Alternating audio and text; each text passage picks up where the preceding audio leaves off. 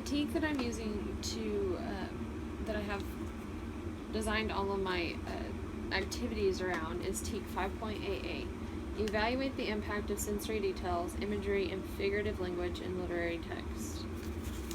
My ELP is internalize new basic and academic language by using and reusing it in meaningful ways in speaking and writing activities that build concept and language attainment. My first activity, I would give the students a figurative language note page.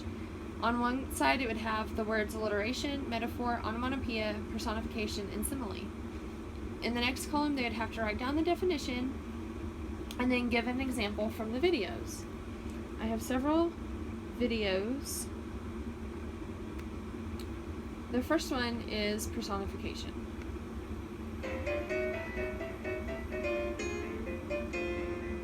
Take a look at this tree. When the tree branches hit the window, someone can describe this scene like this.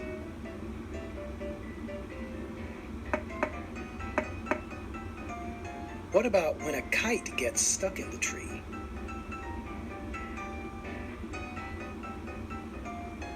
What about when the wind blows its branches? Okay. The next video I would show would be the simile and metaphors.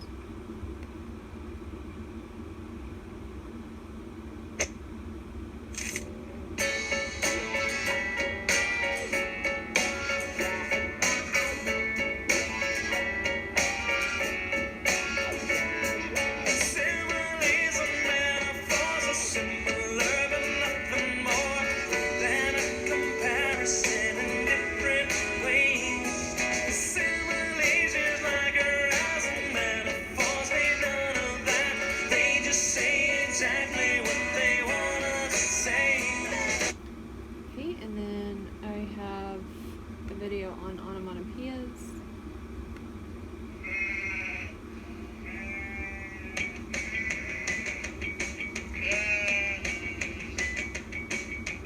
Crash, bash, boom, pow. What was that sound? Rumble, growl, slurp, smack. Did you hear that? What's that? Onomatopoeia.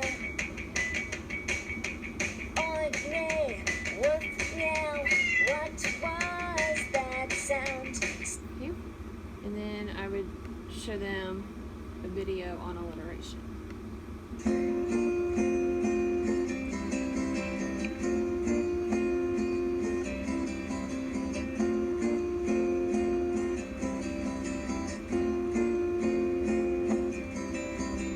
When your tongue feels tied up in a knot, alliteration could be what you've got.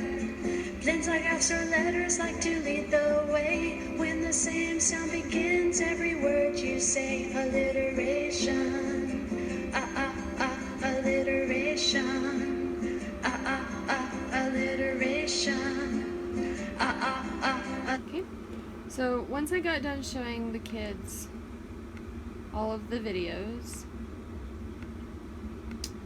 their note page should be completely filled in. And then as a class, we would put together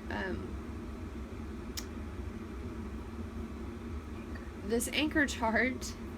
We would fill it in with all their different examples that they got from the videos. And we would hang it in the classroom so that way when they needed to, they could look at it. The next thing we would do is read a story. I'd hand all the students cards that are color-coded to what their note page were. So I'd give them metaphor, personification, simile, alliteration, and onomatopoeia. I would read the story. For example, tonight was the night she had been waiting for. Princess Penelope was head over heels for Prince Patrick, and she had finally persuaded her father to allow her to attend the annual royal ball. So the kids would then, after hearing Princess Penelope, Prince Patrick, they would hold up the card alliteration. And this is a good way for me to get a quick idea about what they see is alliteration, what they can see is a simile, so on and so forth. And then we would play, another activity we would do is play a Kahoot game. So the kids would get onto their iPads and sign in to the game.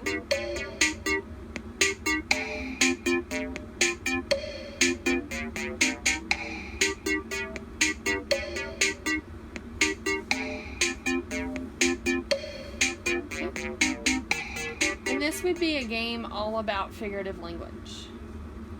So the questions would be, so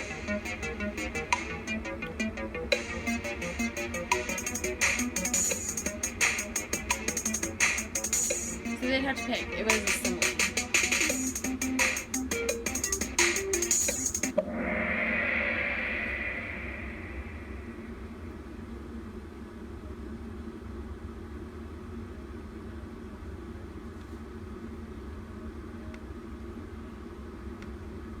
Okay, the room is a dark cave.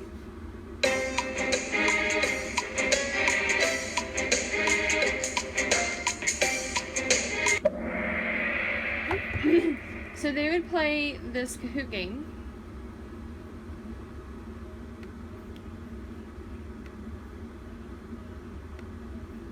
And once we got done playing the Kahoot game,